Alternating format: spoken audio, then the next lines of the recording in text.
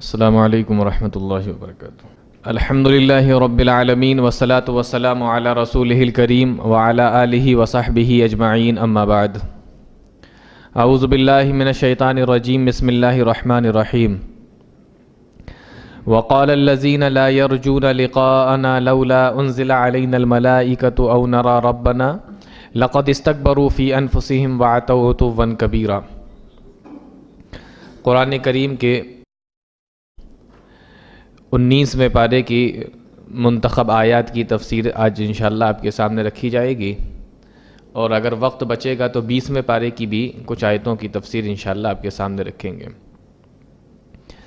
پارے کی شروعات میں اللہ رب العالمین نے یہ بتایا کہ یہ جو مشرک ہیں یہ کہتے ہیں، جن کا ایمان اللہ پر نہیں ہے، جن کا ایمان آخرت کے دن پر نہیں ہے، جن کا ایمان بروز قیامت اللہ رب العالمین سے ملاقات کا نہیں ہے، وہ یہ کہتے ہیں کہ فرشتے تمہارے ہی اوپر کیوں اترتے ہیں، فرشتے ہمارے اوپر کیوں نہیں اترتے؟ لولا انزل علینا الملائکۃ او نری ربنا، ہم اس وقت تک ایمان نہیں لائیں گے جب تک ہم فرشتوں کو اپنی آنکھوں سے نہ دیکھ لیں یا اللہ کو اپنی آنکھوں سے نہ دیکھ لیں۔ یا تو ہم اپنے رب کو دیکھ لیں، اللہ کو دیکھ لیں، یا ہم فرشتوں کو دیکھ لیں، یہ دو شرطیں ہیں میری۔ اللہ رب العالمین نے جواب دیا، یہ جو کہہ رہے ہیں نا کہ فرشتوں کو ہم دیکھ لیں، دیکھیے اللہ کو دیکھنے کا جہاں تک معاملہ ہے وہ تو کوئی بھی نہیں دیکھ سکتا۔ لا تدرکہ الابصار وہو یدرک الابصار، اللہ نے صاف کہہ دیا کہ اللہ جس کو چاہے دیکھ سکتا ہے، لیکن تمہاری آنکھیں اللہ کو نہیں دیکھ سکتی۔ دنیاوی زندگی میں تو یہ ممکن نہیں ہے۔ حضرت موسیٰ علیہ السلام نے خواہش کی، ان کی خواہش پوری نہیں ہو سکی، تو یہ ان کی اوقات کیا ہے مشرکین مکہ کی کہ ہمیں اللہ کو دکھاؤ اور اللہ سامنے آ جائے۔ یا اسی طریقے سے موسیٰ علیہ السلام کے زمانے میں جن کو حضرت موسیٰ علیہ السلام جو 70 لوگوں کو لے کر گئے تھے، انہوں نے بھی یہی کہا تھا کہ لن نؤمن لک حتی نری اللہ جہرۃ، ہم اس وقت تک ایمان نہیں لائیں گے جب تک اللہ کو اپنی آنکھوں سے نہ دیکھ لیں۔ تو کیا اللہ رب العالمین سامنے آیا؟ نہیں۔ تو اللہ کو دیکھنے کا جہاں تک معاملہ تھا وہ تو بات ہی ختم، وہ تو اس دنیا میں نہیں دیکھا جا سکتا، اس نے صاف اعلان کر دیا۔ اب مطالبہ یہ تھا کہ ہم فرشتوں کو دیکھیں، فرشتے میرے اوپر کیوں نہیں اترتے؟ اللہ رب العالمین نے جواب دیا، یوم یرون الملائکۃ لا بشری یومئذ للمجرمین، جس دن یہ فرشتوں کو دیکھیں گے نا تو ان کو کوئی خوشی نہیں ہوگی۔ آج یہ فرشتہ کیا کر رہے ہیں کہ ہم فرشتوں کو دیکھیں گے، لیکن جس دن یہ دیکھ لیں گے فرشتوں کو اس دن ان کو کوئی خوشی نہیں ہوگی۔ لا بشری یومئذ للمجرمین، کیوں؟ اس لیے کہ فرشتوں کو دیکھنے کی 3 جگہیں ہیں، یا یوں سمجھ لو کہ 3 وجہیں ہیں فرشتوں کو دیکھنے کی۔ ان لوگوں کے لیے جن لوگوں نے ایمان قبول نہیں کیا، وہ فرشتے کب دیکھتے ہیں؟ پہلی چیز تو وہ فرشتوں کو جب دیکھتے ہیں کہ جب وہ فرشتے، اللہ کے فرشتے ان کے اوپر عذاب لے کر آتے ہیں۔ کوئی بھی مجرم قوم جو گزری ہے اور فرشتوں کو انہوں نے اپنی آنکھوں سے دیکھا تو کب دیکھا؟ جب اللہ کا عذاب لے کر فرشتے ان کے پاس آئے۔ تو اب یہ جو مطالبہ کرنا ہے کہ ہم اللہ کے فرشتوں کو دیکھنا چاہتے ہیں، پروردگار کہتا ہے کہ یہ جب دیکھیں گے تو ان کے لیے خوشخبری کی بات نہیں ہے، ان کے لیے کوئی خوشی کی بات نہیں ہوگی، بلکہ ان کے لیے دکھ اور مصیبت کی بات ہوگی۔ یہ تو اچھی بات ہے کہ یہ فرشتوں کو نہیں دیکھ پا رہے ہیں، کیونکہ مجرم قوم پر کبھی بھی جب فرشتے آئے تو وہ عذاب لے کر آئے۔ اب یہ مطالبہ کر رہے ہیں تو ان کے اوپر بھی عذاب لے کر آئیں گے۔ اور دوسری جگہ فرشتوں کی دیکھنے کی دنیا کے اندر یہ ہے، یا دوسرا موقع دنیا کے اندر یہ ہے کہ جب روح نکلتی ہے، انسان کی موت آتی ہے، تو انسان فرشتوں کو دیکھتا ہے۔ اب اگر نیک ہے تو اچھی بات ہے، کوئی مسئلہ ہی نہیں ہے اس کے لیے، لیکن اگر وہ آدمی کافر ہے، فاسق ہے، فاجر ہے، گنہگار ہے، منافق ہے، تو پھر اس کے لیے فرشتوں کو دیکھنا کوئی خوشی کی بات ہوئی؟ اس کے لیے کوئی فائدے کا سودا ہوا؟ نہیں۔ تو اللہ فرماتا ہے کہ جس دن یہ فرشتوں کو دیکھیں گے لا بشری یومئذ للمجرمین، ان کے لیے اچھی بات نہیں ہے، ان کو پتہ نہیں ہے، اس لیے یہ لوگ مطالبہ کرتے چلے جا رہے ہیں۔ تو 2 موقع ہیں دنیا کے اندر فرشتوں کو دیکھنے کے، یا تو اللہ کا عذاب لے کر وہ فرشتے آئیں، یا موت کا پروانہ لے کر اس کے پاس میں آئیں، اور ان دونوں موقعوں پر ان کے لیے کوئی اچھی بات نہیں۔ اور تیسرا موقع قیامت کے دن یہ لوگ فرشتوں کو دیکھیں گے، بروز قیامت دیکھیں گے. تو قیامت کے دن جب یہ دیکھیں گے تو اس وقت بھی ان کے لیے ہلاکت ہی ہلاکت ہے، بربادی ہی بربادی ہے، تباہی ہی تباہی ہے. تو کسی بھی اعتبار سے فرشتوں کا دیکھنا ان لوگوں کے لیے فائدہ مند نہیں ہے.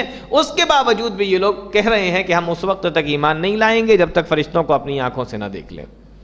اللہ رب العالمین نے پارے کی شروعات میں یہی بتایا، اور پھر فرمایا کہ جب کل قیامت کا دن ہوگا، وَيَوْمَ يَعَزُّ الظَّالِمُ عَلَى يَدَيْهِ یقول یا لیتنی اتخذت مع الرسول سبیلا.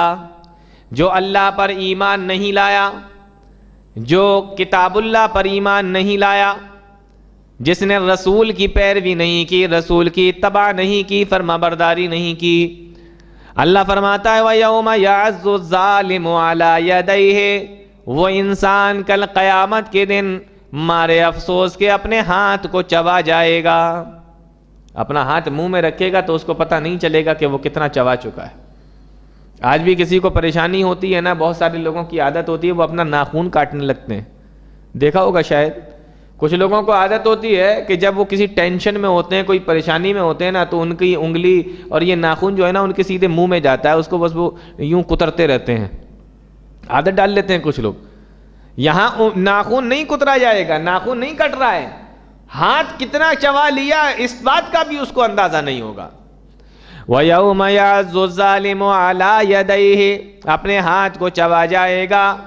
وَيَقُولُ يَا لَيْتَنِي اتَّخَذْتُ مَعَ الرَّسُولِ سَبِيلًا، اور افسوس کی وجہ سے کہے گا اے کاش ہم نے رسول کی بات کو مان لیا ہوتا، رسول کی بات مانی ہوتی، ان کی اتباع کی ہوتی، ان کی پیروی کر لی ہوتی. یا لیتنی یا ویلتا لیتنی لم اتخذ فلانا خلیلا، اور اے کاش میں نے فلاں اور فلاں آدمی کو اپنا دوست نہ بنایا ہوتا. آج بڑی یاری دوستی نبھاتے ہیں ہمارے نوجوان. نمازوں کا ٹائم ہے، دوستوں کے ساتھ گھومنے جا رہے ہیں، ادھر اذان کی آواز آ رہی ہے، ادھر دوست کا فون آ رہا ہے، اذان چھوڑ دی، نماز چھوڑ دی، مسجد چھوڑ دی، دوست کے ساتھ جا رہے ہیں. غلط کاموں میں بلا رہے ہیں تب بھی ان کے ساتھ میں جا رہے ہیں، میرا دوست ہے کیوں نہیں جائیں. آج بڑی دوستیاں نبھائی جاتی ہیں. کل قیامت کے دن کیا ہوگا؟ یہی دوست یا یہی لوگ جن سے آپ دوستی نبھاتے ہیں یا جن کی وجہ سے آپ نے اپنی پوری آخرت برباد کر لی ہے، قیامت کے دن ایک ہی لفظ منہ سے نکلے گا، یا ویلتا لیتنی لم اتخذ فلانا خلیلا، اے کاش ہم نے فلاں کو اپنا دوست نہ بنایا ہوتا. اس لیے بڑا سوچ سمجھ کے دوست بنانا چاہیے کہ ہم دوست کس کو بنا رہے ہیں. لقد اضلنی عن الذکر بعد اذ جاءنی، اور اسی ہمارے دوست نے نصیحت آنے کے بعد، قرآن و حدیث آنے کے بعد، اللہ کی کتاب کی باتیں آنے کے بعد بھی مجھے گمراہ کر دیا، مجھے راستے سے ہٹا دیا. آج ایسا ہوتا ہے کہ نہیں؟ نیکی کے راستے سے ہٹا کے دوست پتہ نہیں کون کون سے راستوں پر لگا دیتا ہے. اس لیے اگر دوست بھی بناؤ تو سوچ سمجھ کر کہ آپ بنا کس کو رہے. لقد اضلنی عن الذکر بعد اذ جاءنی، اور آخر میں اللہ نے فرمایا وَكَانَ الشَّيْطَانُ لِلْإِنسَانِ خَذُولًا، جس شیطان نے تمہیں بہکایا، جس شیطان نے تمہیں ورغلایا، جس کی وجہ سے تم نے اپنی آخرت کو برباد کر لیا، جس کے وسوسوں کے اندر تم آ گئے، جن کی وجہ سے تم نے اپنی آخرت کو برباد کر لیا ہے، کل قیامت کے دن کہو گے وَكَانَ الشَّيْطَانُ لِلْإِنسَانِ خَذُولًا، اور شیطان کتنا ہی برا دوست تھا، بہت برا دوست تھا شیطان. بھئی آج یہ خواہشیں، یہ خیالات اور یہ آرزویں، یہ سب کون ڈال رہا ہے؟ یہ وسوسے کون پیدا کر رہا ہے؟ کل قیامت کے دن کہیں گے کہ شیطان کتنا برا دوست تھا. خذولہ کے معنی جانتے ہیں کیا ہوتا ہے؟ خذولہ کہتے ہیں عربی زبان میں ایسے دوست کو جو وقت پہ ساتھ چھوڑ کے چلا جائے، ایسے دوست کو خذولہ کہتے ہیں. دغاباز دوست جس کو کہہ سکتے ہیں آپ، جو برے وقت میں ساتھ چھوڑ کر چلا جائے اس کو کہتے ہیں خذولہ. تو آپ ایسا دوست نہ بنائیے کہ جو آپ کے برے وقت میں ساتھ چھوڑ کر چلا جائے. آپ دیکھیں دنیا کے اندر اگر کوئی آپ کے برے وقت میں ساتھ چھوڑ کر چلا جائے تو آپ اس کے ساتھ رہنا پسند کریں گے؟ آپ اس کو اپنا دوست بنانا پسند کریں گے؟ ہرگز نہیں. جب آپ کو معلوم ہے کہ یہ قیامت میں میرے کام آنے والا نہیں ہے تو آپ کیوں اس کو دنیا کے اندر اپنا دوست بنائیں گے؟ اس لیے دوست بناؤ تو بہت سوچ سمجھ کر بناؤ، ورنہ یہی دوست کل قیامت کے دن آپ کے دشمن ہو جائیں گے، آپ کی پولیں کھولیں گے۔ کون سا گناہ اس نے میرے ساتھ میں جا کر کیا ہے، یہ خود بتائیں گے اللہ رب العالمین کے سامنے، اس نے یہ گناہ کیا تھا، یہ گناہ کیا تھا، میرے ساتھ گیا تھا، ایسا کیا تھا، میرے ساتھ میں شریک تھا۔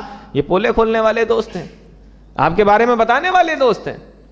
اللہ نے فرمایا کہ اکثر تو دوست ایسے ہوں گے جو قیامت کے دن دشمن بن جائیں گے، الا المتقین، ہاں مگر جو متقی ہوں گے، پرہیزگار ہوں گے، دونوں دوست متقی پرہیزگار ہیں تو وہ آپس میں وہاں پر بھی دوست رہیں گے۔ تو دوست ایسا ہو جو یہاں پر بھی دوست بنا رہے اور وہ وہاں پر بھی دوست بنا رہے، ایسے دوست کی پہچان کریے اور اس کو اپنا دوست بنائیے۔ اور جہاں تک شیطان کا معاملہ ہے اس کے بارے میں تو اللہ نے فرمایا ان الشیطان للانسان عدو مبین، شیطان تو انسان کا دشمن ہے، وہاں تو کوئی دوستی والا معاملہ ہی نہیں ہے۔ اور اگر کسی انسان کے دل میں یہ خیال آ رہا ہے کہ ہم ٹھیک ہے دوست تو میرے ہیں لیکن ہم نیک عمل بھی کرتے رہتے ہیں، وہ نہیں پڑھتے نماز لیکن ہم پڑھتے ہیں نماز، وہ فلاں کام نہیں کرتے ہم کرتے ہیں، وہ یہ نیک کام نہیں کرتے ہم کرتے ہیں، اللہ نے فرمایا وَقَدِمْنَا إِلَى مَا عَمِلُوا مِنْ عَمَلٍ، جن عمل کے اوپر تمہیں گھمنڈ ہو رہا ہے فَجَعَلْنَاهُ هَبَاءً مَنْثُورًا، ان کو تو ہم ریت کے ذروں کی طرح اڑا دیں گے۔ جن عملوں کی ویلو آپ کی نظر میں بہت زیادہ ہے، اللہ رب العالمین فرماتا ہے اس کو ہم ریت کے ذروں کی طرح قیامت کے دن اڑا دیں گے، کوئی ویلو نہیں ہے ان کی۔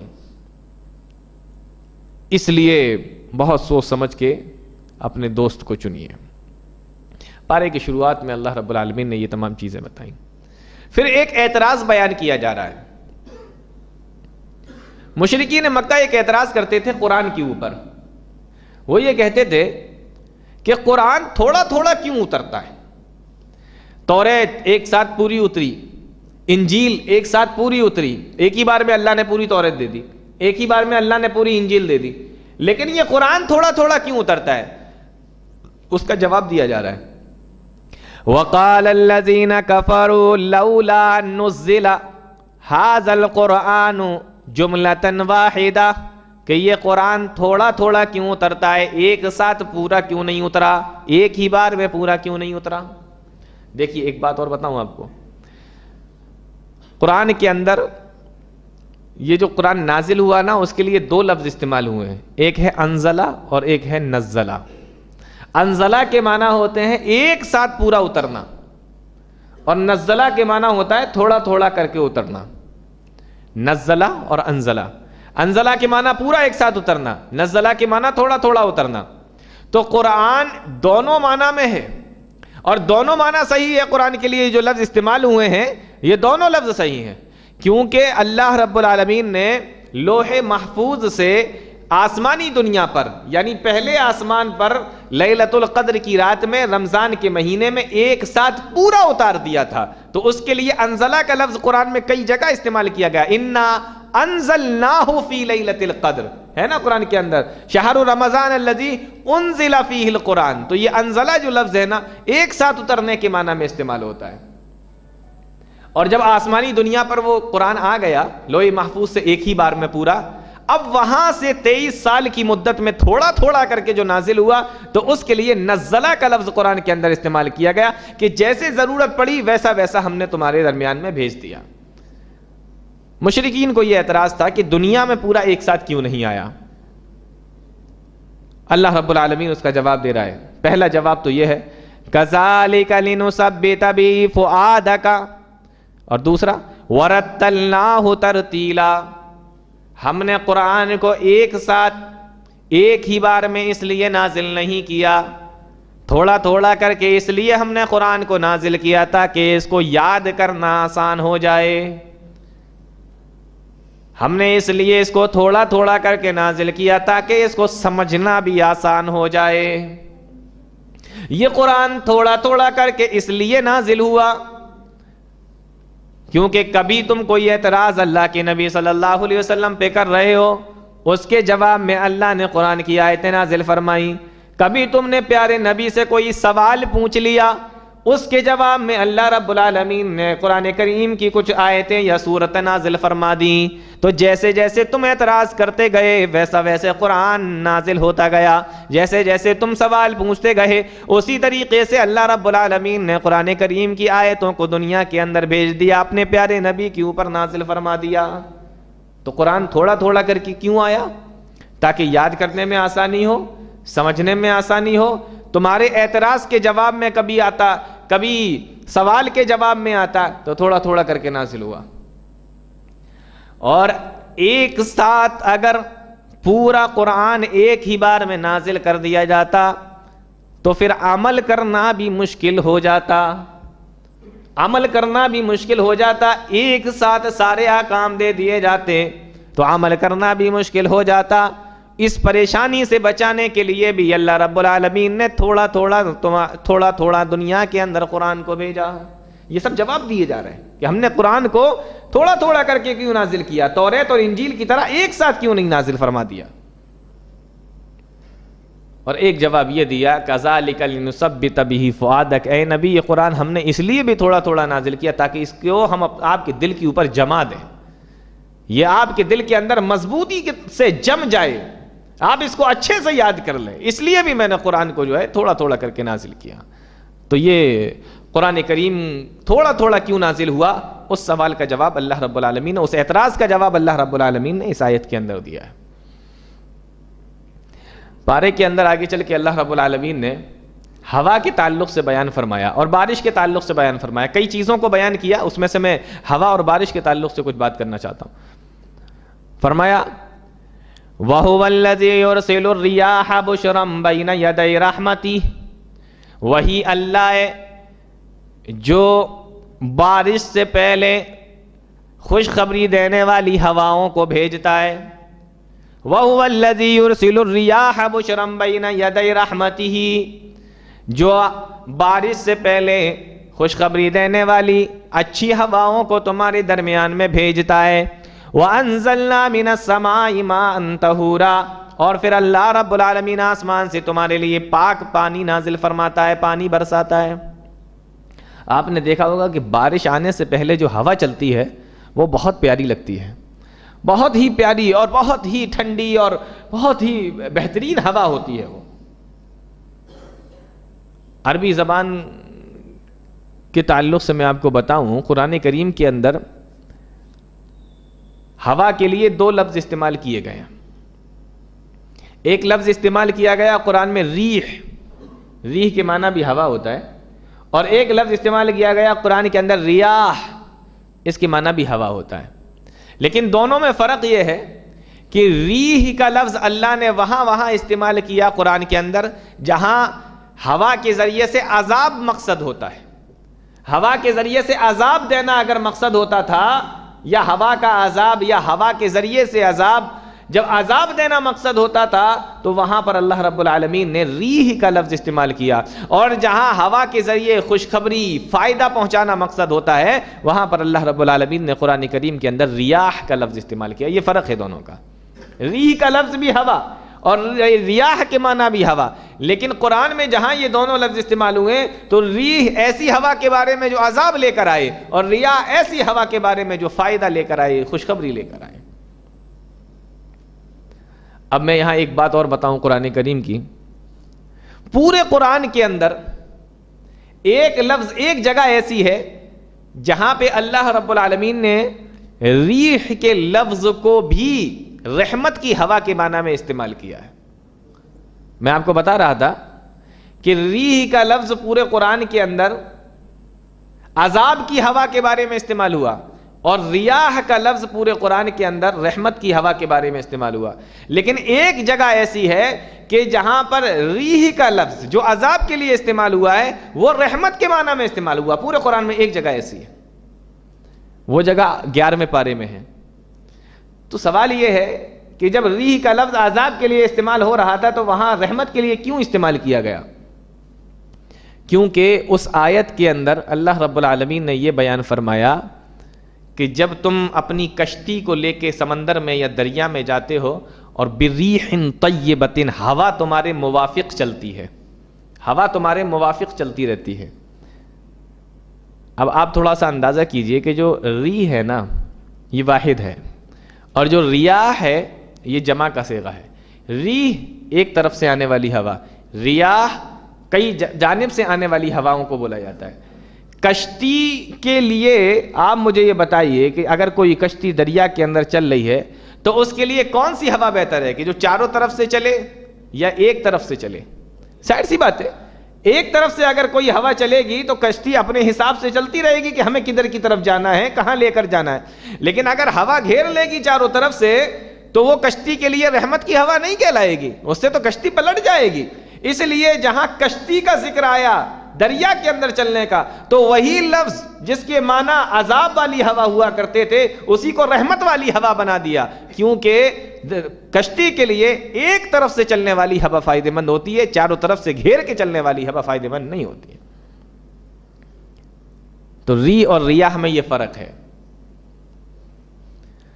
اللہ کے نبی صلی اللہ علیہ وسلم نے ایک حدیث کے اندر ارشاد فرمایا، دیکھیے ہوا کے تعلق سے بات ہو رہی ہے نا، تو اللہ کے نبی صلی اللہ علیہ وسلم نے ایک حدیث کے اندر ارشاد فرمایا کہ میری امت کی یا میری قوم کی مدد کی گئی ہے یہ جو ہوا پورب سے چلتی ہے نا اس کے ذریعے سے.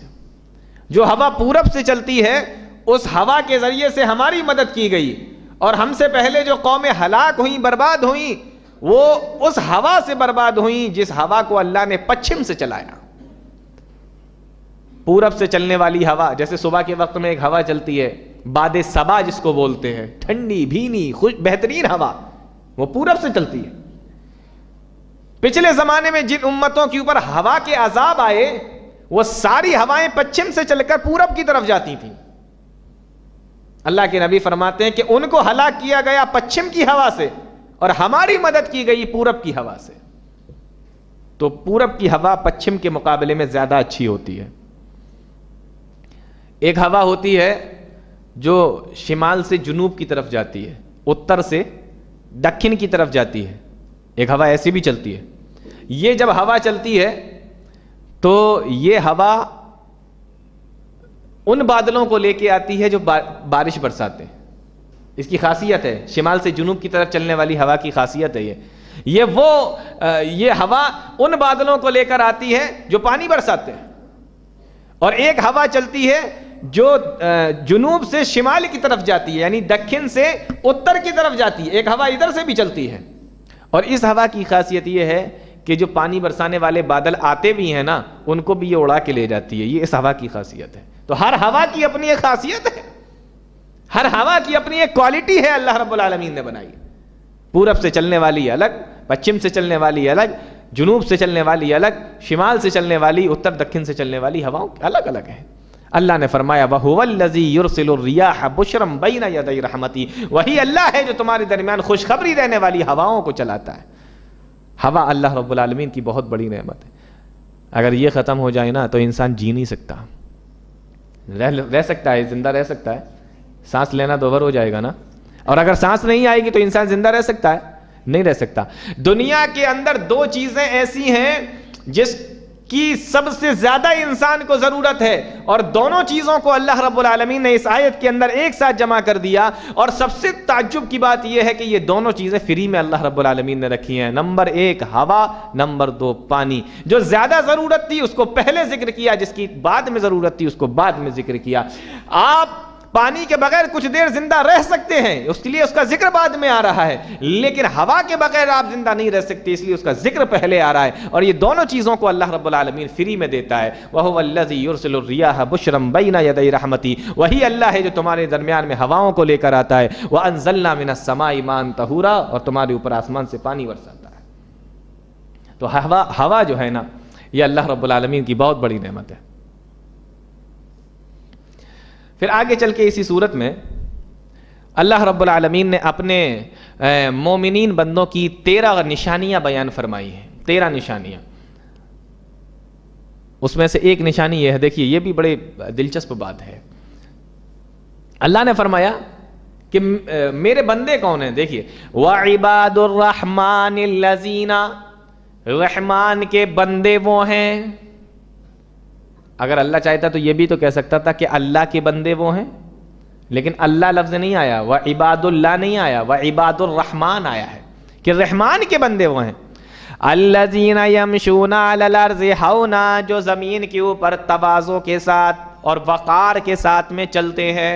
پہلی نشانی بیان کی جا رہی ہے کہ چال ان کی جو ہے تواضع والی، تکبر والی نہیں، اکڑ نہیں ہے چال کے اندر، تواضع ہے.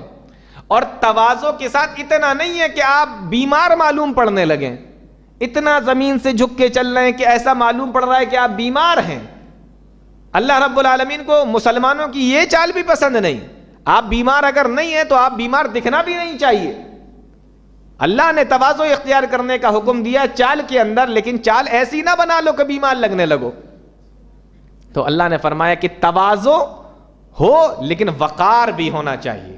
ایسی چال کو ہونن کا لفظ دیا اللہ رب العالمین نے. ہونا کے معنی ایسی چال کہ جس کے اندر تواضع بھی ہو اور وقار بھی ہو. وعباد الرحمن الذین یمشون علی الارض ہونا، تواضع اور وقار کے ساتھ میں چلتے ہیں. دیکھیے دو لفظ ہے، ایک ہے ہون اور ایک ہے ہون. ہے کے اوپر زبر ہونا ہو جائے گا، ہے کے اوپر پیش ہونا ہو جائے گا. ہونا جب یمشونا کے ساتھ ہونا کا لفظ استعمال کیا جاتا ہے تو اس کا مطلب یہ ہوتا ہے کہ عاجزی کے اندر وقار بھی ہو، تواضع کے اندر وقار بھی ہو، اس چال کو ہونا کہتے ہیں. اور اگر یمشونا کے ساتھ ہونا کا لفظ استعمال کر دیا جائے تو معنی یہ ہوگا کہ ایسی چال جس کے اندر ایسی چال دوسرا دیکھ کر جس سے یہ اندازہ لگا لے کہ یہ تو یا بوڑھا آدمی چل رہا ہے یا کوئی بیمار آدمی چل رہا ہے. اللہ نے ہونا نہیں کہا، آپ بیمار نہیں لگنا چاہیے، آپ بوڑھے نہیں لگنا چاہیے چلتے میں. اللہ نے ہونا کہا ہے کہ تواضع بھی ہو اور وقار بھی ہو آپ کی چال کے اندر، آپ بیمار بھی نہ دکھیں، بوڑھے بھی نہ دکھیں، چلیں بھی اور اکڑ بھی نظر نہ آئے. یہ چال اللہ رب العالمین نے بتائی ہے. وعباد الرحمن الذین، یہ اللہ کے بندوں کی، رحمان کے بندوں کی پہلی نشانی اللہ رب العالمین بتا رہا ہے. سوال یہ ہے کہ اللہ رب العالمین نے چال کا ذکر کیوں کیا، کسی اور چیز کا ذکر کیوں نہیں کیا؟ چال سے انسان کے خیالات کی عکاسی ہو جاتی ہے. اس کے دماغ میں کیا چل رہا ہے اس کی چال بتا دیتی ہے. نہیں بتاتی؟ انسان کے دماغ میں کیا چل رہا ہے یہ اس کی چال بتا دیتی ہے. چال سے پتہ لگ جاتا ہے کہ یہ جو آدمی جا رہا ہے یہ شریف ہے، تکبر کرنے والا متکبر آدمی ہے، اوباش قسم کا آدمی ہے، غنڈہ ہے، کون ہے. چال فیصلہ کر دیتی ہے کہ یہ جانے والا آدمی کون ہے. تکبر کرنے والے آدمی کی چال الگ ہوتی ہے، شریف آدمی کی چال الگ ہوتی ہے، جو عاجزی اختیار کرتے ہیں ان کی چال الگ ہوتی ہے، جو غنڈے قسم کے لوگ ہوتے ہیں ان کی چال الگ ہوتی ہے، اوباش قسم کے سب کی چالیں الگ الگ ہوتی ہیں. انسان کے خیالات کی عکاسی کر دیتی ہے چال کہ آپ ہیں کس خیال کے، چال بتا دے گی. کسی سے پوچھنے کی ضرورت نہیں کہ آپ کس طریقے کے آدمی ہو. اور پھر باقی اللہ رب العالمین نے اور صفتیں بیان فرمائی کہ وَإِذَا خَاطَبَهُمُ الْجَاهِلُونَ قَالُوا سَلَامًا. جب کسی ایسے آدمی کے پاس سے گزرتے ہیں جو جاہل ہوں، لڑاکو ہوں، تو صرف سلام کر کے نکل جاتے ہیں، ان سے الجھتے نہیں ہیں. وَالَّذِينَ يَبِيتُونَ لِرَبِّهِمْ سُجَّدًا وَقِيَامًا. راتوں میں اٹھ کے سجدے کرتے ہیں، قیام کرتے ہیں. وَالَّذِينَ يَقُولُونَ رَبَّنَا اصْرِفْ عَنَّا عَذَابَ جَهَنَّمَ. عذاب جہنم سے اللہ کی پناہ مانگتے ہیں. اس طریقے سے اللہ رب العالمین نے بہت ساری چیزیں بتائیں، مطلب پوری 13 صفتیں ہیں آخر سورت کے آخر تک. وَالَّذِينَ لَا يَدْعُونَ مَعَ اللَّهِ إِلَٰهًا آخَرَ. اللہ کے علاوہ کسی کو پکارتے نہیں ہیں. ولا یقتلون النفس التي حرم اللہ الا بالحق. کسی کا قتل نہیں کرتے. ولا یزنون، زنا نہیں کرتے. اس طریقے سے اللہ رب العالمین پوری 13 صفتیں بیان کرتا چلا جا رہا ہے. لا یشهدون الزور، جھوٹ نہیں بولتے. مروا باللغو مروا کراما، جب کسی کے پاس سے نکلتے ہیں تو ادب و احترام کے ساتھ میں نکل جاتے ہیں. اس طریقے سے آپ پوری گنتے جائیے، 13 صفتیں ہو جاتی ہیں سورت کے آخر تک. اللہ رب العالمین 13 نشانیاں کس کی بیان فرما رہا ہے؟ رحمان کے بندوں کی. میں یہ بتا رہا تھا کہ اللہ اگر چاہتا تو یہ بھی کہہ سکتا تھا کہ اللہ کے بندوں کی 13 نشانیاں یہ ہیں، لیکن فرمایا کہ رحمان کے بندوں کی 13 نشانی یہ ہیں. تو رحمان کا لفظ لا کر اللہ رب العالمین نے یہ بتایا کہ اگر یہ 13 نشانیاں اپنے اندر پیدا کر لوگے جو میں نے یہاں گنائی ہیں، جو میں نے بتائی ہیں، اللہ رب العالمین نے جو بتائی ہیں، یہ 13 نشانیاں اگر اس کو اپنے اندر پیدا کر لوگے، اللہ رب العالمین یہ بتانا چاہ رہا ہے رحمان کا لفظ لا کر کہ تم ہر وقت رحمان کی رحمت کے سائے میں اپنی زندگی گزارو گے، اور رحمان کی رحمت ہر وقت تمہارے اوپر ہوتی رہے گی. اس لیے رحمان کا لفظ اللہ رب العالمین نے یہاں پر استعمال کیا ہے. یہ 13 نشانیاں اپنے اندر پیدا کرنا ہے. آپ اس کو قرآن کریم اٹھا کر دیکھیے گا اور پوری 13 نشانیاں دیکھ لیجیے گا کہ کون کون سی ہیں. اس کے بعد میں جو سورت شروع ہو رہی ہے اس کے اندر آدھی سورت میں موسیٰ علیہ السلام کا واقعہ ہے جو میں کئی بار آپ کے سامنے ذکر کر چکا ہوں، اور اس کے بعد وہ تقریباً 6 نبیوں کا اور ان کی قوموں کا ذکر ہے اور ان کے اوپر عذاب کا ذکر ہے، اس تعلق سے بھی کئی بار باتیں آ چکی ہیں۔ اس سورت کے اندر ایک چیز ہے جس کی طرف میں بات کرنا چاہتا ہوں، وہ یہ ہے اللہ رب العالمین نے فرمایا آج ایک لوگوں کے اندر ایک خیال ہے، یا یوں کہہ لو کہ ایک عقیدہ انسان کا بنتا چلا جا رہا ہے کہ فلاں آدمی کے قبضے میں جنات ہیں، فلاں آدمی کے قبضے میں شیطان ہے، فلاں آدمی کے قبضے میں جنات ہیں، اس کے پاس جاؤ وہ یہ بتا دے گا، اس کے پاس جاؤ وہ یہ پتہ لگا لے گا، اس کے پاس قبضے میں جنات ہیں۔ اس عقیدے کا رد اللہ رب العالمین نے اس آیت کے اندر کیا ہے، جس کو میں ابھی آپ کے سامنے بولنے والا ہوں۔ کیا؟ هل انبئکم علی من تنزل الشیاطین، کیا میں تمہیں یہ نہ بتا دوں کہ شیطان کس کے اوپر آتے ہیں؟ تنزل علی کل افاک نسیم، شیطان ہر گنہگار، ہر فاسق و فاجر آدمی کے اوپر آتے ہیں۔ تنزل علی کل افاک نسیم، تو جو لوگ یہ دعویٰ کرتے ہیں کہ میرے قبضے میں جنات ہیں، اگر کوئی اس طریقے کا دعویٰ کرے تو سمجھ لو کہ یہ آدمی جو ہے یا تو گنہگار ہے یا فاسق و فاجر ہے۔ اللہ فرما رہا ہے کہ ہر گنہگار اور جھوٹ بولنے والے گنہگار فاسق و فاجر آدمی کے اوپر شیطان آتے ہیں۔ اور یہاں ایک معاملہ اور سمجھ لو، یہ جو آج دعویٰ کیا جاتا ہے کہ فلاں کے قبضے میں جنات ہیں، فلاں کے قبضے میں جنات ہیں، جنات نہیں قبضے میں ہوتے، بلکہ وہ جنات کے قبضے میں ہوتا ہے، وہ انسان جنات کے قبضے میں ہوتا ہے، وہ انسان شیطان کے قبضے میں ہوتا ہے۔ ایسا کبھی کبھی ہو جاتا ہے کہ کوئی بہت نیک آدمی ہے، اللہ والا آدمی ہے، تو اس نے اگر کسی جنات سے، کسی شیطان سے کچھ کہہ دیا، شیطان نے اس کی بات مان لی، ایسا ہو سکتا ہے۔ جیسے امام احمد ابن حنبل رحمۃ اللہ علیہ کے زمانے کا واقعہ ہے، ایک عورت کے اوپر جناتی اثر ہو گیا، اس کا شوہر امام احمد ابن حنبل رحمۃ اللہ علیہ کے پاس میں آیا اور آ کر کہنے لگا میری بیوی کے اوپر جناتی اثر ہو گیا ہے، آپ تھوڑا سا اس کا علاج کر دیجئے۔ احمد ابن حنبل رحمۃ اللہ علیہ نے فرمایا کہ تم چلے جاؤ، جب جناتی اثر ہو اور اس کو بے ہوشی کے دورے پڑیں، جب شیطان اس کے اوپر آ جائے تو تم صرف اتنا کہہ دینا کہ میں احمد ابن حنبل کے پاس سے آیا ہوں اور احمد ابن حنبل نے کہا ہے کہ تم اس کو مت ستاؤ، یہاں سے چلے جاؤ۔ اب اس کو جب دورے پڑے، وہ اس کے شوہر نے اتنا ہی کہا کہ میں احمد ابن حنبل رحمۃ اللہ علیہ کے پاس گیا تھا، احمد ابن حنبل کے پاس سے آیا ہوں اور انہوں نے یہ کہا ہے کہ تم اس کو ستاؤ مت، یہاں سے چلے جاؤ۔ وہ شیطان جواب دیتا ہے کہ احمد ابن حنبل کی عزت میری نظر میں اتنی ہے، میں تیری بیوی کو چھوڑ کے جا رہا ہوں، اور وہ وہاں سے چلا گیا۔ تو ایسا تو ہو سکتا ہے کہ نیک آدمی کی عزت کرتے ہوئے وہ چھوڑ کر چلا جائے، اس کی بات مان لے، لیکن یہ جو ایک تصور اور ایک خیال پیش کیا جاتا ہے کہ قبضے میں جنات ہے، یہ نہیں ہوتا، یہ آپ نوٹ کر لیجئے۔ اور پتہ ہے جب احمد ابن حنبل رحمۃ اللہ علیہ کا انتقال ہو گیا تو وہی شیطان اس بیوی کے اوپر دوبارہ آ گیا۔ اس نے کہا کہ جائیے، اس نے کہا اب نہیں جاؤں گا، اب منع کرنے والا ختم۔ وہ تو احمد ابن حنبل کی عزت تھی جو میں چلا گیا تھا، ان کا ادب تھا جو میں چلا گیا تھا، اب نہیں جاؤں گا۔ تو یہ خیال کہ فلاں کے قبضے میں جنات، فلاں کے قبضے میں جنات، ایسا نہیں ہوتا۔ جنات کے قبضے میں انسان ہوتا ہے، اور وہ جنات اور وہ شیطان پھر اس انسان سے جتنا بھی غلط کام کروا سکتے ہیں، جتنا لوگوں کو بہکوانا ہو، لوگوں کو بہکانا ہو، اسلام سے ہٹانا ہو، عقیدے کو خراب کروانا ہو، جتنا کر سکتے ہیں وہ اس انسان کے ذریعے سے کرتے ہیں اور کرواتے ہیں۔ نہیں کرواتے؟ ایسا ہوتا ہے کہ نہیں ہوتا؟ آپ چلے گئے، میرے یہاں چوری ہو گئی ہے، اچھا وہ بتا دیتے ہیں، ہاں ان کے قبضے میں جنات ہیں، چلے جائیے، وہ بتا دیں گے۔ پہنچ گئے وہاں، اب ان سے جا کے کہا، اور کبھی کبھی ایسا ہوتا ہے کہ آپ بول بھی نہیں پائے، اس نے پہلے ہی بول دیا کہ آپ کا نام یہ ہے، آپ فلاں جگہ سے آئے ہیں، آپ کے گھر میں چوری ہوئی ہے۔ آپ حیران، میں اس کو نہیں جانتا، یہ مجھے نہیں جانتا، اس کو بتایا کس نے؟ اس کو پتا کیسے چلا؟ ضرور بہت پہنچا ہوا لگ رہا ہے، بہت پہنچا ہوا لگ رہا ہے یہ۔ ارے اللہ کے بندو، تھوڑی سی اپنی عقل پر غور کرو، تھوڑا سا استعمال کرو۔ اللہ رب العالمین نے جس انسان کو بنایا، کسی کو بھی، اس کے ساتھ میں 2 فرشتے ہیں کہ نہیں؟ ہے نا؟ فرشتے کرامن کاتبین بیٹھے ہیں کہ نہیں؟ اللہ نے جس انسان کو بھی بنایا اس کے ساتھ میں 2 فرشتے ہیں، اور ایک شیطان ہے ہر انسان کے ساتھ میں جو اس کو ہمیشہ بہکاتا رہتا ہے، ہر انسان کے ساتھ میں ایک شیطان لگا ہوا ہے جو اس کو بہکاتا ہے، وہ ہر وقت انسان کے ساتھ میں رہتا ہے، یہ نوٹ کر لیجئے آپ لوگ۔ اب یہ حضرت چلے یہاں سے اپنی چوری کے بارے میں جانکاری کرنے کے لیے، اس کا شیطان ساتھ میں جا رہا ہے،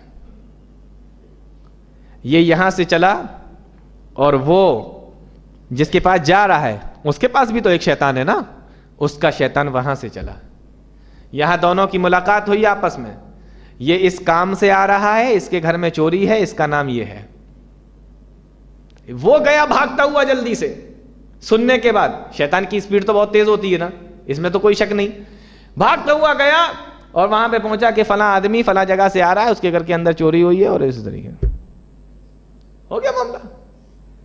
اب آپ کہہ رہے ہیں بہت پہنچے ہوئے ہیں، کیسے پتہ لگا لیا، کیسے پتا ان کو سب معلوم۔ اب آپ وہاں سے آئے تو 10 کو اور بھیج دیا، جاؤ اپنا بھی عقیدہ خراب کر لیا، اب ان کے بھی عقیدے خراب کرو۔ وہ شیطان یہی تو چاہتا ہے، اگر تھوڑا سا کام کرنے سے اس کے 100 200 اور 1000 لوگوں کو اگر وہ بہکا سکتا ہے تو اس کا کیا جا رہا ہے؟ وہ تو اللہ سے وعدہ ہی کر کے آیا کہ میں بہکاؤں گا۔ تو یہ ہے سسٹم، اس طریقے سے لوگ بہکاتے ہیں اور کوئی جانکاری وانکاری ان کو نہیں ہوتی، یہ شیطان ان کو بتاتا ہے۔ اور قرآن کریم کے اندر 1-2 مقام پر اس طریقے کی بھی باتیں آئی ہیں کہ یہ شیطان اوپر جاتے ہیں آسمان کے پاس میں اور کان لگا کر سنتے ہیں کہ فرشتے کیا باتیں کر رہے ہیں۔ کبھی کبھی فرشتے ان کو ستارہ یا انگارہ پھینک کر مارتے ہیں تو لگ جاتا ہے تو مر جاتے ہیں، نہیں لگتا ہے تو جان بچا بجو کر کسی طریقے سے بھاگ آتے ہیں۔ تو جو کچھ سنتے ہیں وہ آ کر اس انسان کو بتا دیتے ہیں جس کے بارے میں لوگوں کا خیال یہ ہوتا ہے کہ اس کے قبضے میں جنات ہیں، اس کو آ کر بتاتے ہیں کہ یہ باتیں چل رہی ہیں اوپر، پھر اس میں اپنی طرف سے جھوٹ بھی ملاتے ہیں، ایک بات سچ بتاتے ہیں 100 بات جھوٹ ملاتے ہیں، تب وہ جا کے کہتا ہے کہ کل بارش ہوگی، پتہ چلا کل بارش ہونے لگی، وہ سن کے آیا اوپر سے، اس نے آ کے سب خبر دی ہے۔ یہ پورا سسٹم ہے، اور یہ ایسا نہیں کہ میں اپنی طرف سے بتا رہا ہوں، آپ قرآن پڑھیے آپ کو اس میں ملے گا، آپ حدیثیں پڑھیے آپ کو اس میں ملے گا، یہ پورا سسٹم ہے ان لوگوں کا، بہکانے کا ایک پورا سسٹم ہے۔ تو اللہ رب العالمین فرماتا ہے کہ یہ ہر جھوٹے اور گنہگار آدمی کے اوپر شیطان نازل ہوتے ہیں اور اس طریقے سے اپنا پورا معاملہ پورا سسٹم چلاتے ہیں۔ اور اگر شیطان کے بتانے سے اس انسان کو معلوم ہو جائے اور وہ انسان آپ کو بتا دے آپ سے پوچھنے سے پہلے، تو آپ بہک جائیں، آپ کے ذریعے سے آپ کے گھر والے بہک جائیں، پھر اور لوگ بہک جائیں، اللہ کے راستے سے ہٹ جائیں، تو یہی تو وہ چاہ رہا ہے، یہی تو وہ چاہ رہا ہے۔ تو یہ ہے پورا سسٹم۔ اس آیت کے اندر یہی بیان کیا گیا ہے، هل انبئکم علی من تنزل الشیاطین تنزل علی کل افاک نسیم۔ اور ایک بات اور بتا دوں، یہ سلیمان علیہ السلام کے بارے میں جب بات آئے گی نا، اس میں یہ ذکر آئے گا۔ بہت سارے لوگ یہ سمجھتے ہیں کہ جناتوں کو غیب کا علم ہوتا ہے، وہ بابا جس کے پاس میں ہم پہنچے ہیں وہ جنات سے پوچھے گا، جنات اس کو بتا دے گا کہ گھر کے اندر چوری کس نے کی ہے۔ جناتوں کو غیب کا علم نہیں ہوتا، یہ آپ بات نوٹ کر لیجئے، جناتوں کو غیب کا علم نہیں ہوتا۔ سلیمان علیہ السلام کا واقعہ یاد ہے نا، انہوں نے کہا کہ جناتوں سے کہا کہ بیت المقدس بناؤ، سارے جنات بیت المقدس بنانے میں لگ گئے۔ یہاں یہ قرآن کہتا ہے کہ لاٹھی کے اوپر ٹیک لگا کر سلیمان علیہ السلام یوں کھڑے ہو گئے اور اس طریقے سے دیکھتے جا رہے ہیں، اور اسی وقت ان کا انتقال ہو گیا۔ جناتوں کو پتہ نہیں چلا کہ سلیمان علیہ السلام کا انتقال ہو گیا ہے۔ وہ جو دیمک ہوتی ہے نا، لکڑی کھانے والی جو کیڑا ہوتا ہے، اس نے جب پوری لاٹھی کو کھایا، فلما خرات، اور سلیمان علیہ السلام جب گرے، تبینت الجن، تب جن کو معلوم ہو کہ ارے یہ تو ختم ہو چکے ہیں، کب کے ختم ہو چکے ہیں، پوری لاٹھی جب گل گئی سڑ گئی تب یہ گرے، اس سے پہلے ختم ہو چکے تھے۔ تو جنات کہتے ہیں اللہ کانوا یعلمون الغیب ما لبثوا فی العذاب المہین، اگر ہمیں غیب کا علم ہوتا تو یہ اتنا بڑا کام جو ہم سے سلیمان علیہ السلام کروا رہے تھے، اس کام میں ہم کبھی نہ پڑتے ہیں۔ پتھر اٹھا کے لاؤ، بیت المقدس بناؤ، اور یہ لے کر آؤ، اور چٹانیں لے کر آؤ، یہ سب ہم سے کروا رہے ہیں۔ اگر ہمیں غیب کا علم ہوتا تو ہم یہ کام نہیں کرتے۔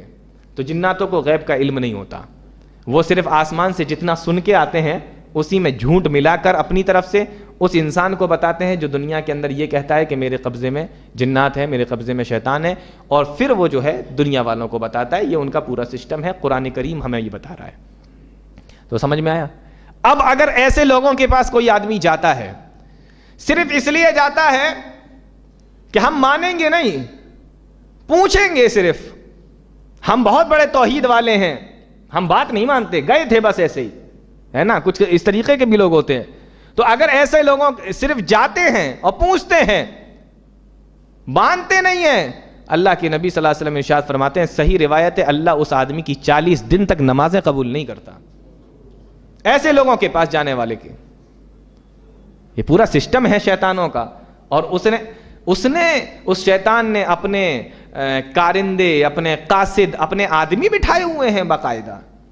من الجنت والناس، یہ تو پڑھتے ہی ہوگے نا، یہ تو سنتے ہی ہوگے کہ انسانوں میں سے بھی شیطان ہوتے ہیں اور شیطانوں میں بھی شیطان ہوتے ہیں.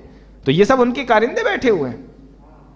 تو میں یہ بتا رہا تھا کہ اس طریقے سے اللہ کے نبی صلی اللہ علیہ وسلم، اور ہاں اگر ان کی بات مان لی کہ وہ جو بتا رہے ہیں بالکل صحیح بتا رہے، اللہ کے نبی صلی اللہ علیہ وسلم فرماتے فقط کفر بما انزل علی محمد، تو سمجھ لو کہ جو کچھ میرے اوپر نازل ہوا، قرآن حدیث جو کچھ بھی میرے اوپر نازل ہوا، اسلام، سمجھ لو کہ اس نے اسلام کا انکار کر دیا اور اس نے قرآن کا انکار کر دیا، پیارے نبی کے فرمان کا انکار کر دیا. تو ایسے لوگوں کے پاس جانا بھی منع ہے. آج دیکھیے ہاتھ دیکھنے والا، ہاتھ پہنچ گئے، ہاتھ دیکھ لیجئے ذرا اس میں کیا ہے، وہ کیا بتائے گا؟ ہاتھوں کی لکیروں میں قسمتیں لکھی ہوتی ہیں کیا؟ اور اگر لکھی بھی ہوتی ہیں تو اس کو کیسے پتا ہے؟ تو یہ تمام چیزیں جو ہے نا تھوڑا سوچنے کی ہیں. آپ لوگ پریشان ہوتے ہیں کہ ان کو کیسے پتا چل گیا. ارے ان کا پورا سسٹم ہے، کیسے نہیں پتا چلے گا ان کو؟ آپ اپنی طرح سمجھ رہے ہیں کیا؟ ان کا پورا سسٹم ہے بہکانے کا. تو یہ آپ کا شیطان، ان کا شیطان آپس میں ملا، ساری باتیں بتائیں. آپ کے پہنچنے سے پہلے اس نے وہاں بتائیں، اور پہنچنے کے بعد اس انسان نے آپ کو بتا دی. تو آپ کو لگ رہا ہے کہ اس کو سب جانکاری ہے. اور جناتوں کو بھی غیب کی جانکاری نہیں ہوتی. سلیمان علیہ السلام کا واقعہ قرآن کے اندر لکھا ہوا ہے، اور یہ اس بات کے اوپر دلیل ہے. تو یہ دو چار باتیں میں نے اس تعلق سے آپ کے سامنے رکھی. اس کے بعد میں جو ہے سورہ نمل شروع ہوتی ہے. سورہ نمل کے اندر، نمل کے معنی چیونٹی ہوتا ہے، تو سورہ نمل کے اندر اللہ رب العالمین نے سلیمان علیہ السلام کا واقعہ بیان فرمایا.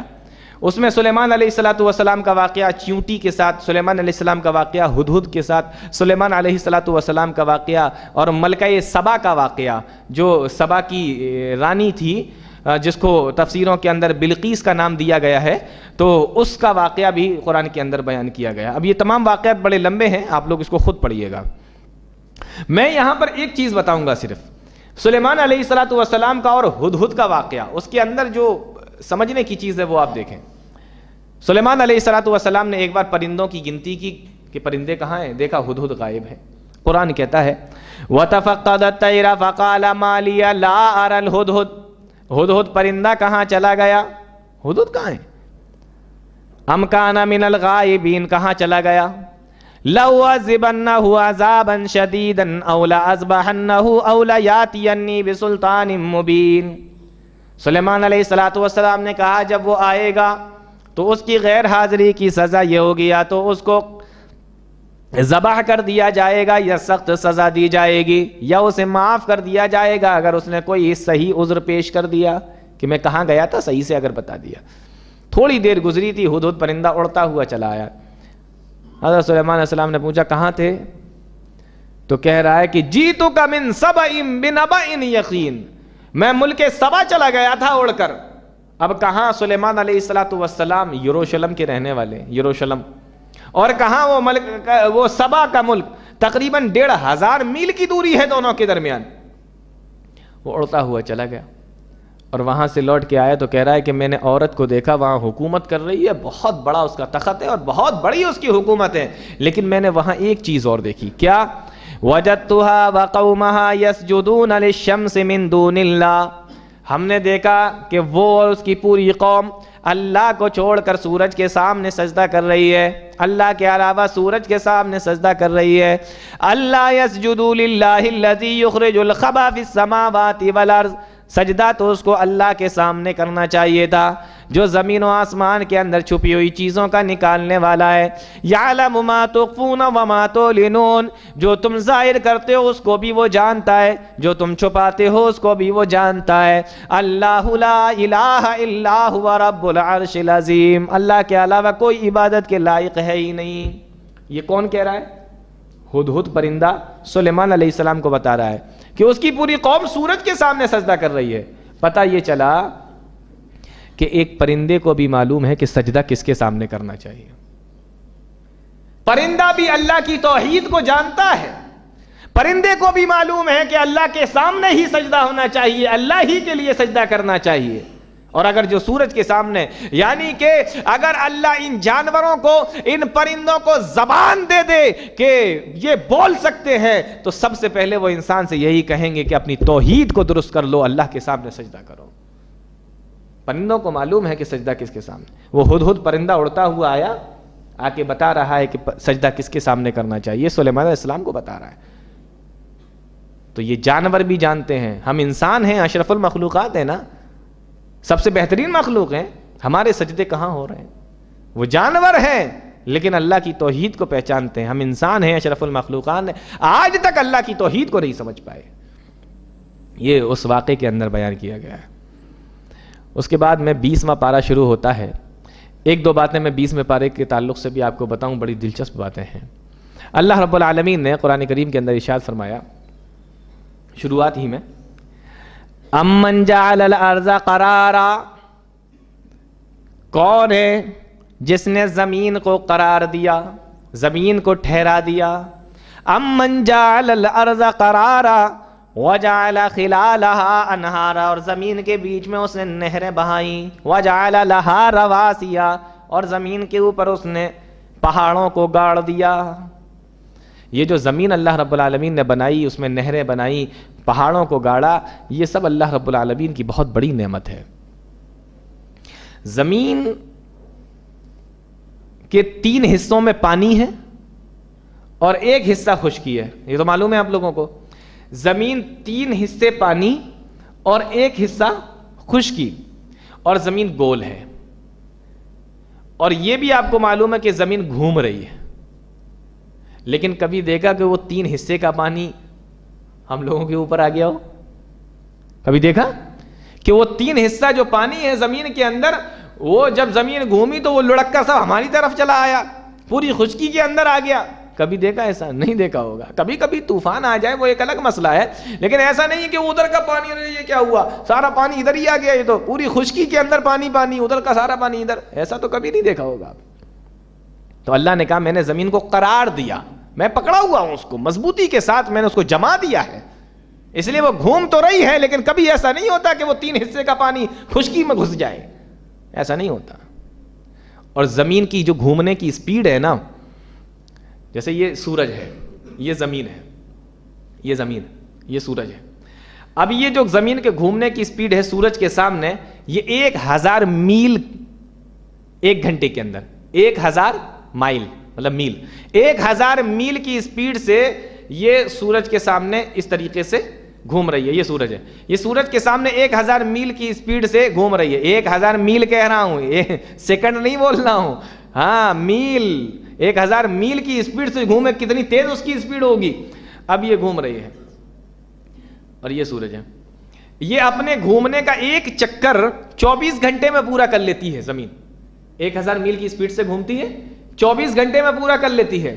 اس لیے آپ نے دیکھا ہوگا کہ آدھی دنیا کے اندر رات ہوتی ہے, آدھی دنیا کے اندر اندھیرا ہوتا ہے, مطلب اجالا ہوتا ہے, اور آدھی دنیا کے اندر رات ہوتی ہے. جب آدھی میں دن آدھی میں رات, یہ اس طریقے سے گھوم رہی ہے. تو جب روشنی سورج کی پڑتی ہے تو اس طریقے سے یہ معاملہ ہوتا ہے پورا اس کے ساتھ. اچھا ایک چیز اور دیکھیے, 1000 میل کی سپیڈ سے چل رہی ہے تو دن رات بدلتے رہتے ہیں, اور سورج زمین سے 9 کروڑ 30 لاکھ میل کی دوری پر ہے. تو یہ ایک تو یہاں گھوم رہی ہے ایسے کر کے, تو یہ سپیڈ ہے اس کی 1000 میل. لیکن یہ سورج کے ارد گرد بھی گھوم رہی ہے. جیسے یہ سورج ہے نا, تو ابھی یہ اپنے محور پہ بھی گھوم رہی ہے, اور یہ سورج کے چاروں طرف بھی گھوم رہی ہے, ایسے بھی گھوم رہی ہے اور اس کے چاروں طرف بھی گھوم رہی ہے. یعنی 2 چکر لگا رہی ہے، ایک تو وہیں کے وہیں گھوم رہی ہے اور ایک اس کے ارد گرد سورج کے ارد گرد گھوم رہی ہے. یہ جو اس کے ارد گرد گھومنے کی اسپیڈ ہے یہ 66,600 میل فی گھنٹے کے اعتبار سے ہے. 66,600. یہ جب 1,000 میل کی اسپیڈ سے گھومتی ہے تو دن رات بدلتے ہیں. جب 66,600 میل کی اسپیڈ سے سورج کے ارد گرد چکر لگاتی ہے تو موسم بدلتے ہیں. اس کے باوجود بھی انسان کبھی لڑکا کہیں پر، کبھی دیکھا کہ پانی کہیں سے ادھر آ گیا ادھر آ گیا، ہم لڑک کر ادھر پہنچ گئے، ارے یہ تو بہت تیز گھوم رہی ہے، بہت اسپیڈ سے گھوم رہی ہے، ہم ادھر پہنچ گئے، ہم ادھر آ گئے، بہت اچھا لگ رہا ہے. ایسا تو کبھی نہیں دیکھا نا، ہے نا؟ ہاں، تو اللہ رب العالمین کا سسٹم دیکھیں. اللہ نے کہا میں نے زمین کو قرار دیا. اب یہ دو طریقے سے گھوم رہی ہے. اپنے محور پر یوں گھوم رہی ہے 1,000 میل کی اسپیڈ سے، تو دن رات چینج ہو رہے ہیں. اور پھر سورج کے ارد گرد بھی گھوم رہی ہے تو وہ 66,600 میل کی اسپیڈ سے گھوم رہی ہے، تو موسم بدل رہے ہیں. اب اللہ رب العالمین کا سسٹم دیکھیے.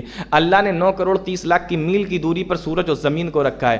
بالکل قریب نہیں کر دیا کہ جل کے مر نہ جاؤ، اور اتنا دور بھی نہیں کر دیا کہ سردی سے ٹھٹر کے مر نہ جاؤ. اور اللہ رب العالمین نے جو سسٹم اس طریقے سے بنایا کہ یہ جو آس پاس ارد گرد گھوم رہی ہے جس سے موسم چینج ہو رہے ہیں، اس سے فائدہ یہ ہے کہ کبھی رمضان کا مہینہ سردی میں آ جاتا ہے، کبھی رمضان کا مہینہ گرمی میں آ جاتا ہے.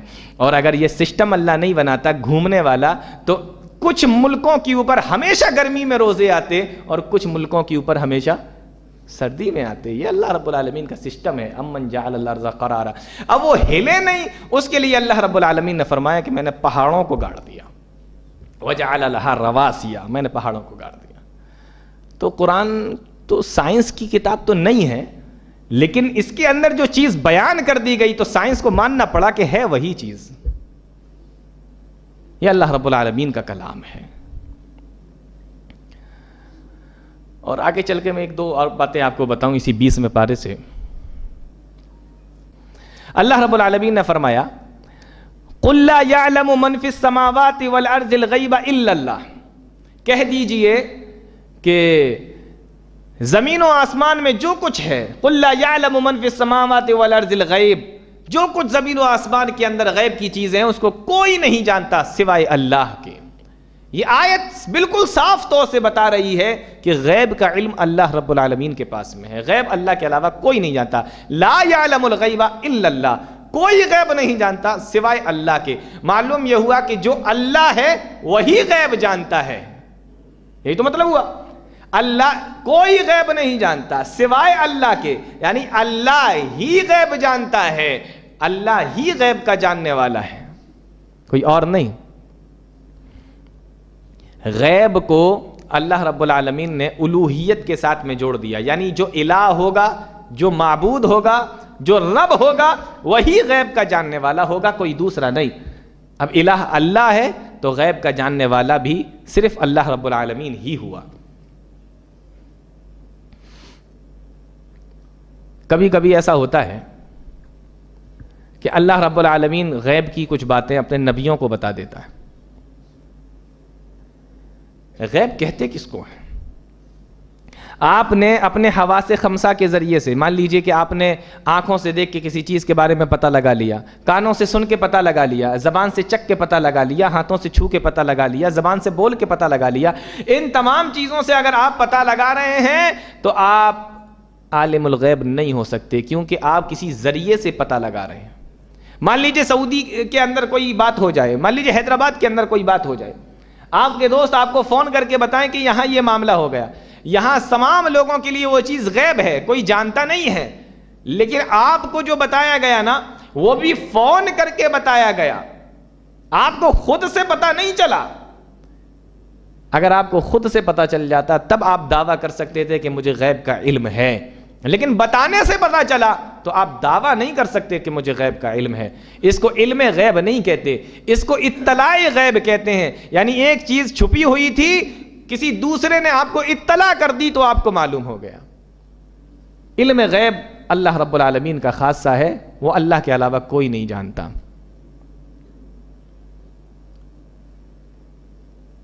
آپ دیکھیں کہ اللہ رب العالمین نے بہت سارے مقامات پر اپنے نبیوں کو غیب کی چیزیں بتائیں، غیب کی چیزیں بتائیں، لیکن قرآن کو جب آپ دیکھیں گے تو آپ کو پتہ لگے گا کہ پورے قرآن کے اندر جہاں پر کسی دوسرے کے لیے، اس کو غور سے سن لینا، پورے قرآن کے اندر اللہ رب العالمین نے کسی دوسرے کے لیے غیب کا لفظ جب استعمال کیا تو وہاں سے علم کا لفظ ہٹا دیا، اور جب علم کا لفظ کسی دوسرے کے لیے استعمال کیا وہاں سے غیب کا لفظ ہٹا دیا، لیکن جب اپنے لیے استعمال کیا تو وہاں علم کا بھی لفظ استعمال کیا اور غیب کا بھی لفظ استعمال کیا۔ اس سے پتہ چلا کہ اللہ رب العالمین ہی عالم الغیب ہے اور غیب کا علم اللہ ہی کے پاس میں ہے۔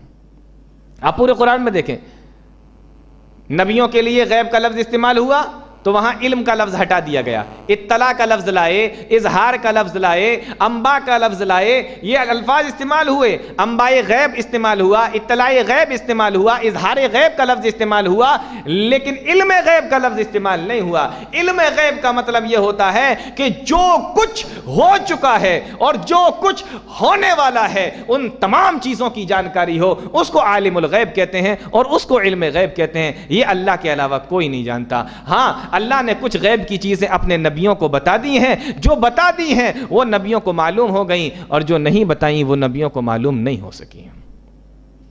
قرآن کے اندر آپ کو یہ تو ملے گا کہ نبی نے کہا کہ مجھے غیب کا علم نہیں ہے، لیکن یہ پورے قرآن میں آپ کو کہیں نہیں ملے گا کہ نبی نے یہ دعویٰ کیا ہو کہ مجھے غیب کا علم ہے۔ اور کتنی مرتبہ خود پیارے نبی جناب محمد رسول اللہ صلی اللہ علیہ وسلم سے سوال کیا گیا کہ قیامت کب آئے گی؟ جبرائیل امین نے بھی آ کر پوچھا، پیارے نبی نے ایک ہی جواب دیا، مل مسئول عنہا بعالم من السائل، جتنی جانکاری تمہیں ہے اتنی ہی جانکاری مجھے ہے، میں تم سے زیادہ نہیں جانتا۔ اب آپ دیکھیے یعقوب علیہ السلام کا واقعہ پیچھے نکل چکا ہے، یوسف کو اٹھا کے کنویں میں ڈال دیا، یعقوب کو پتہ لگا۔ ابھی کل ہی یہ بات آئی تھی کہ سورہ نور کے اندر جب بات چل رہی تھی کہ حضرت عائشہ صدیقہ رضی اللہ تعالی عنہا کے اوپر الزام لگایا، تہمت لگائی، پیارے نبی 1 مہینے تک پریشان رہے، اللہ نے وحی کے ذریعے سے بتایا، پیارے نبی کی پریشانی ختم ہو گئی۔ تو جو بتا دیا وہ نبیوں کو معلوم، جو نہیں بتایا وہ نبیوں کو نہیں معلوم ہو پایا۔ اس چیز کو علم غیب نہیں کہتے۔ علم غیب کا مطلب ہوتا ہے کہ تمام چیزوں کا جو ہو چکی ہیں، جو ہونے والی ہیں، اس کی جانکاری ہونا، اس کا نام علم غیب ہے، اور یہ اللہ کے علاوہ کوئی نہیں جانتا۔ بات سمجھ میں آ رہی؟ اب ایک مسئلے کو اور لے لیتے ہیں، آگے چل کے اللہ رب العالمین نے اسی صورت کے اندر بیان فرمایا پیارے نبی سے، اِنَّكَ لَا تُسْمِعُ الْمَوْتَى وَلَا تُسْمِعُ الصُّمَّ الدُّعَاءَ إِذَا وَلَّوْا مُدْبِرِينَ۔ اے نبی آپ مردوں کو نہیں سنا سکتے، یہ 20ویں پارے ہی میں بیان فرمایا اللہ نے، اے نبی آپ مردوں کو نہیں سنا سکتے، اور آگے چل کے بیان فرمایا کہ آپ بہروں کو بھی نہیں سنا سکتے، اور بہرا بھی جب پیٹ پھیر کر چلا جائے تب تو اور نہیں سنا سکتے۔ یعنی ابھی آپ کے سامنے کھڑا ہے، اسے سنائی نہیں دے رہا، لیکن آپ کی حرکت، آپ کے ہونٹوں کا اشارہ، آپ کے ہاتھوں کی حرکت کو دیکھ کر ہو سکتا ہے کہ وہ سمجھ جائے، تھوڑا بہت سمجھ جائے، لیکن جب وہ پیٹ پھیر کر چلا جائے پھر آپ کچھ بھی بولتے رہیے، اسے آپ نہیں سنا سکتے، اس کو نہیں سنائی دے گا۔ سوال یہ ہے کہ مردے کے ساتھ میں بہرے کا ذکر کیوں آیا قرآن کے اندر؟ ایک ہی آیت کے اندر 2 لوگوں کا ذکر کیوں کہ مردوں کو نہیں سنا سکتے، بہروں کو نہیں سنا سکتے؟ جواب اس کا یہ ہے کہ بہرا آدمی، اس کی صرف ایک چیز کم ہے، کیا؟ کان، سن نہیں سکتا، کانوں میں سننے کی طاقت کم ہے نا؟ کانوں کے سننے کی طاقت اللہ رب العالمین نے چھین لی ہے، وہ نہیں دی ہے۔ باقی اس کی آنکھیں کام کر رہی ہیں، دل کام کر رہا ہے، نگاہ کام کر رہی ہے، ہر چیز اس کا جسم پورا کام کر رہا ہے، لیکن ایک طاقت چھین لی ہے۔ تو اللہ کے نبی کو بتایا جا رہا ہے کہ آپ بہرے کو سنا نہیں سکتے، سب کچھ ہے، صرف سننے کی طاقت چلی گئی۔ اور مردے کے پاس نہ سننے کی طاقت ہے، نہ بولنے کی طاقت ہے، نہ دیکھنے کی طاقت ہے، نہ چلنے کی طاقت ہے، نہ پکڑنے کی طاقت ہے، ساری طاقتیں چھین لی، تو اس کو کیسے سنا سکتے ہو؟ اس لیے بہرے کا ذکر اور مردے کا ذکر ایک ہی آیت کے اندر آیا کہ جس کے اندر ایک طاقت نہیں اس کو نہیں سنا سکتے، جس کی ساری طاقتیں ہم نے چھین لی ہوں اس کو آپ کیسے سنا سکتے ہیں، اور وہ کیسے سن سکتا ہے؟ یہ آیت بتا رہی ہے کہ آج لوگوں کا جو یہ عقیدہ ہے کہ قبر کے اندر بھی فلاں فلاں فلاں سب سن لیتے ہیں، یہ آیت بتا رہی ہے کہ نہیں سنتے ہیں۔ اور ایک جگہ پہ اللہ رب العالمین نے صاف طور سے فرمایا، ان اللہ یسمع من یشاء، اللہ جس کو چاہے سنا سکتا ہے، وما انت بمسمع من فی القبور، آپ قبر والوں کو نہیں سنا سکتے۔ صاف ہے، ایک جگہ ہے مردوں کو نہیں سنا سکتے اور ایک جگہ ہے آپ قبر والوں کو نہیں سنا سکتے. اس سے پتہ چلتا ہے کہ جو قبر میں ہے وہ سنتے نہیں ہیں. اب یہاں اوپر سے دعائیں ہو رہی ہیں, منتیں مانی جا رہی ہیں, ان سے وسیلے لگائے جا رہے ہیں. اللہ کہہ رہا ہے کہ سنا نہیں سکتے, وہ سن نہیں سکتے, آپ کرتے رہیے اوپر سے, انہیں کیا فرق پڑ رہا ہے. ایک سوال ہو سکتا ہے آپ کے ذہن میں آئے کہ ٹھیک ہے اگر قبر والے سنتے نہیں ہیں, سوال بھی دیکھیے بڑا دلچسپ ہے, اگر ٹھیک ہے قبر والے سنتے نہیں ہیں تو قبرستان میں السلام علیکم کر کے کیوں جاتے ہو؟ قبرستان میں جانے کا کیا حکم ہے؟ قبرستان میں جاؤ تو کیا کہنا ہے؟ سلام کرنا ہے نا, پیارے نبی کی حدیث ہے نا, مسلم شریف کی روایت ہے نا. قبرستان میں جاؤ تو سلام کر کے جاؤ, السلام علیکم کر کے جاؤ. اب سوال یہ ہے کہ اگر وہ سنتے نہیں تو سلام کیوں؟ تو اس کا جواب یہ ہے کہ سلام جو ہے یہ اس لیے نہیں کیا جا رہا ہے کہ سارے مردے ابھی آپ کو وعلیکم السلام بولیں گے, پھر تو آپ کہاں پہ جا کے روکیں گے وہ تو آپ کو بھی نہیں پتا ہوگا. یہ اس لیے نہیں کیا جا رہا ہے. سلام اس لیے کیا جا رہا ہے کیونکہ السلام علیکم صرف سلام ہی نہیں ہے, یہ دعا بھی ہے. اللہ کی سلامتی ہو تمہارے اوپر, دعا ہے کہ نہیں ہے؟ تو آپ جا کے ان کے لیے دعا کر رہے ہیں کہ اللہ کی سلامتی ہو تم لوگوں کے اوپر. اور اگر آپ کے دل میں یہ خیال آ رہا ہے کہ سلام کیا ہے تو اس کا جواب بھی ہونا چاہیے, ورنہ سلام کیوں کیا جا رہا ہے, تو آپ کی اطلاع کے لیے میں آپ کو بتا دوں کہ ہر سلام کا جواب نہیں دیا جاتا. آپ لوگ نماز پڑھتے ہیں نا, اتحیات میں بیٹھتے ہیں نا, سلام پھیرتے ہیں, کیا کہتے ہیں؟ السلام علیکم ورحمۃ اللہ, اور دوسری طرف السلام علیکم. تو آج تک کبھی کسی نے جواب دیا ہے؟ کسی نے جواب دیا؟ برابر والے نے کہا ہاں جی وعلیکم السلام, کیا حال ہے, خیریت ہے, کہاں سے آ رہے ہیں, یہیں کرنول شہر سے ہی آ رہے ہیں یا حیدرآباد گئے تھے, ہے نا؟ کبھی سنا آپ نے؟ ہزاروں آدمی نماز پڑھتے ہیں لیکن سلام کا جواب ملتا ہے؟ نہیں ملتا. تو ضروری نہیں کہ جب سلام کیا جائے تو جواب بھی ملے, کبھی کبھی سلام دعا کے طور پہ استعمال کیا جاتا ہے. تو قبرستان میں جو سلام کیا جاتا ہے وہ دعا کے طور پہ استعمال کیا جاتا ہے. تو یہ مسئلہ بھی یہاں سے حل ہو گیا. اب ایک آخری مسئلہ 20 پارے سے بتاؤں پھر بات ختم کروں گا. آخری مسئلہ کیا ہے؟ دیکھیے علم غیب کا مسئلہ حل ہوا, قبرستان کے اندر سلام والا مسئلہ حل ہو گیا. اب تیسری چیز, ابراہیم علیہ الصلاۃ والسلام کے پاس میں اللہ رب العالمین نے فرشتوں کو بھیجا مہمانوں کی شکل میں, انسانوں کی شکل میں. وہ لوگ آئے, 20واں پارہ ہے, اللہ بیان فرماتا ہے وَلَمَّا جَاءَتْ رُسُلُنَا إِبْرَاهِيمَ بِالْبُشْرَى, جب وہ ابراہیم علیہ الصلاۃ والسلام کے گھر پہ آئے تو انہوں نے آ کر ابراہیم علیہ الصلاۃ والسلام کو بیٹے کی خوشخبری سنائی کہ آپ کے گھر کے اندر ایک بیٹے کی پیدائش ہونے والی ہے, اس کا نام اسحاق ہوگا اور میں خوشخبری سنانے آیا ہوں. اور ساتھ ہی ساتھ انہوں نے جانتے ہو کیا کہا؟ قرآن کہتا ہے کہ انہوں نے ابراہیم علیہ السلام کو یہ بھی بتایا کہ ہم انا مہلکو اہل ہذہ القریہ, ہم اس بستی پر بھیجے گئے ہیں اس بستی کو ہلاک کرنے کے لیے, اس بستی والوں کو ہلاک کرنے کے لیے ہم بھیجے گئے ہیں. قرآن ہمیں بتاتا ہے, تفسیر ہمیں بتاتی ہے, حدیثیں ہمیں بتاتی ہیں کہ حضرت ابراہیم علیہ السلام کی بستی کا نام فلسطین تھا, ملک شام کے علاقے میں یہ رہا کرتے تھے. اور جس بستی کو وہ فرشتے ہلاک کرنے آئے تھے وہ لوط علیہ الصلاۃ والسلام کی بستی تھی جس کا نام سدوم تھا. بیٹھے کس کی بستی میں ہے؟ ابراہیم علیہ السلام کی بستی میں. ہلاک کس کو کرنا ہے؟ لوط علیہ السلام کی. لیکن یہیں پر بیٹھے بیٹھے کہہ رہے ہیں کہ میں اس بستی کو ہلاک کرنے کے لیے آیا ہوں, جبکہ اس کو ہلاک کرنے نہیں آئے تھے, وہ ہلاک کرنے قوم لوط کی بستی کو آئے تھے. تو سوال یہ ہے کہ ہلاک آپ کو یہ والی بستی کرنا ہے, آپ بول رہے ہیں کہ اس کو ہلاک کرنا ہے.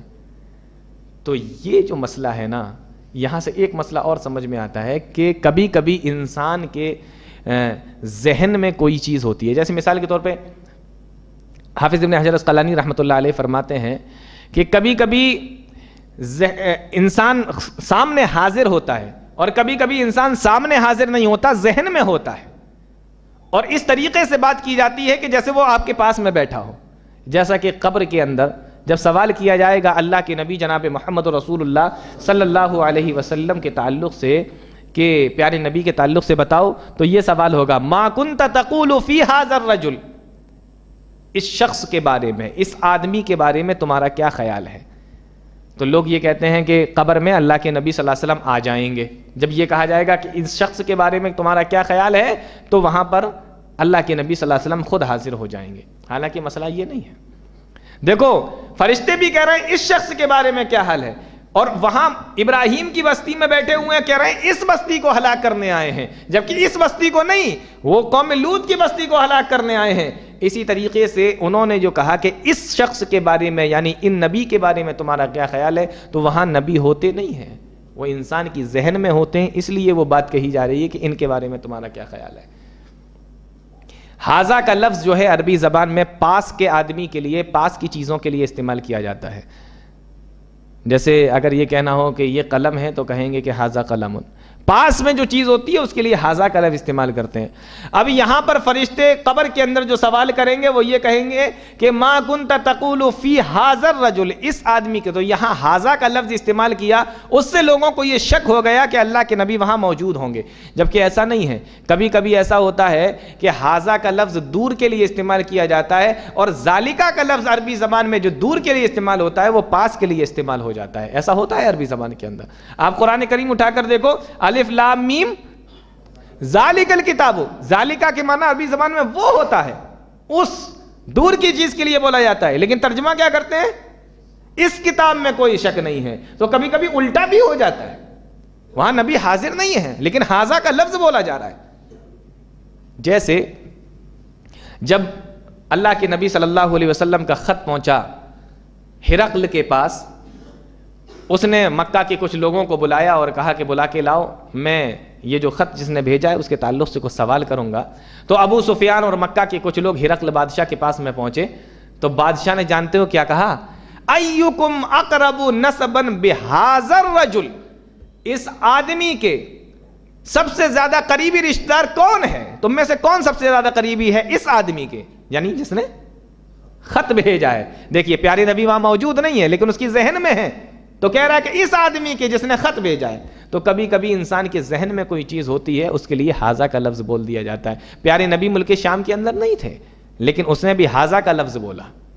اسی طریقے سے حضرت ابو ذر غفاری رضی اللہ تعالیٰ عنہ نے جب اپنے بھائی کو بھیجا کہ مکہ جاؤ اور محمد صلی اللہ علیہ وسلم کے بارے میں جانکاری کر کے آؤ, تو چلتے وقت انہوں نے جو الفاظ کہے تھے وہ یہی کہے تھے کہ مکہ جاؤ اور اذهب الى هذا الوادی, مکہ کی وادی کی طرف جاؤ, فاعلم ان هذا الرجل, اور اس آدمی کے بارے میں جانکاری کر کے آؤ. جبکہ اللہ کے نبی مکہ میں تھے, ان کے قبیلے میں نہیں تھے, پھر بھی کہہ رہے ہیں کہ اس آدمی کے بارے میں جانکاری کر کے آؤ.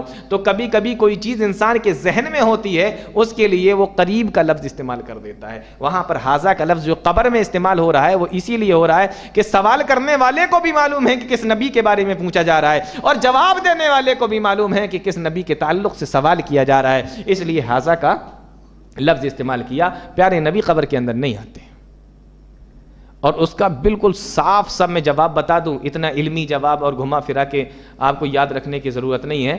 ابو داؤد کی روایت ہے, اللہ کے نبی صلی اللہ علیہ وسلم ارشاد فرماتے ہیں, فرشتے پوچھیں گے اس شخص کے بارے میں تمہارا کیا خیال ہے, ما کنت تقول فی ھذا الرجل, اس آدمی کے بارے میں تمہارا کیا خیال ہے جو تمہارے درمیان میں نبی بنا کر بھیجا گیا تھا.